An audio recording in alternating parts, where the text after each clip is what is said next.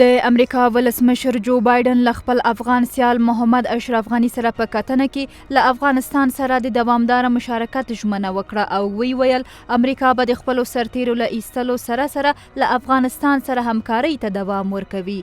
بایدن پرون د ولسمشر غني او د افغان حکومت د جګپوړو مشرانو کوربه و. بایدن ولسمشر غني سره د خبرو پر مهال له افغانستان سره د مرستو د دوام ډاډ ورکړ.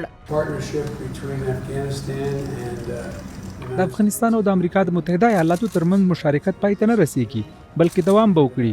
زموږ سرتیري له افغانستان وځي خو زموږ ملاتړ پای ته نه رسیږي. موږ له افغان ځواکونو سره او همداراز په اقتصادي او سیاسي برخو کې له افغانستان سره خپل مرستو ته دوام ورکوو. د امریکا ولسمشر سره تر کتنې وروسته ولسمشر محمد اشرف غني د یو خبري کنفرانس پر مهال وویل جو بایدن د افغان هوایي ځواک، ملي اردو او امنیتي بنسټونو سره د مرستو د دوام ډاډ ورکړ.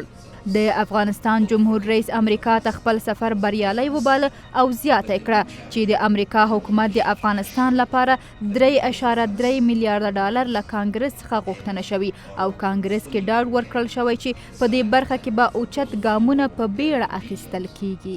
اصلي خبره ساده ده. آیا امریکا افغانستان خوشی کوي یا امریکا سره یا افغانستان سره د یو نوي فصل په برخه کې به دوست، ملاتړ او همپیمان اوسي او ځواب د دې پوښتنې په قطعي توګه مثبته ده او زه باورمند یم چې دا سفر یو بریالی سفر. بایدن سره تر کتنې مخکې افغان مشرانو د دفاع له وزیر لوید ایسټن او له هغه مخکې د استازو جرګې له مشرې نانسي پلوسي او همداراز د جرګې له جمهوریت پالو غړو سره وکتل. د راپورونو پر بنسټ د امریکا د دفاع وزیر لوید ایسټن سره په ملاقات کې هم د افغانستان امنیتي او دفاعي ځواکونو ته د تجهیزاتو د ورکولو ژمنې شوې دي. په ټولنیزو رسنیو کې د زرګونو افغانانو د ولسمشر غني یاد سفر ګټور او بریالی ګڼي او وايي د ولسمشر غني دا خبرې چې د امریکا نظامی حضور نه غواړي خو ډیپلوماټیک او مالی ملاتړ غوښتنه یې کړې خورا معقول دریځ دی.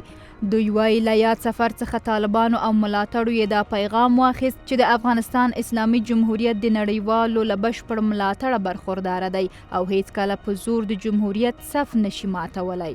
متحده ایالاتو ته د ولسمشر غني دا سفر په داسې مهال تر سره شو چې پرون د پاکستان د بهرنیو چارو وزارت وویل لا پرلپسې هڅو او غوښتنو سره جو بایدن نه حاضریږي چې صدراعظم عمران خان سره په ټلیفون وغږیږي.